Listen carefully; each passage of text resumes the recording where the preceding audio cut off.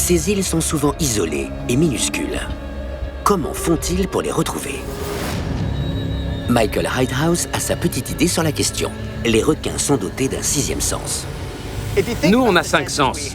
Le goût, le toucher, la vue, l'odorat et l'ouïe. Les requins ont tout ça, et ils possèdent un sens en plus. Ils peuvent détecter les champs électromagnétiques, et tous les êtres vivants émettent des signaux électriques. Ce sens étonnant fonctionne grâce à des organes sensoriels dédiés, les ampoules de Lorenzini.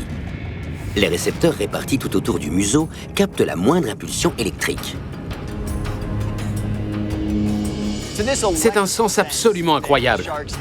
Pour moi, c'est presque un super pouvoir.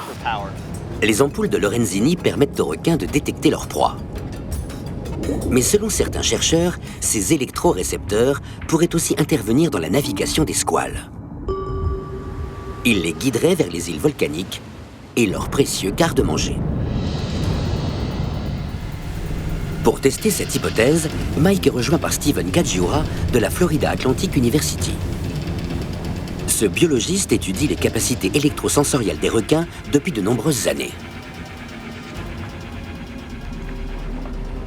Tous les requins sont capables de détecter des champs électriques grâce à leurs électrorécepteurs, les ampoules de Lorenzini. On sait qu'ils utilisent ce sens pour chasser. Mais il faut savoir que l'électricité et le magnétisme sont intrinsèquement liés.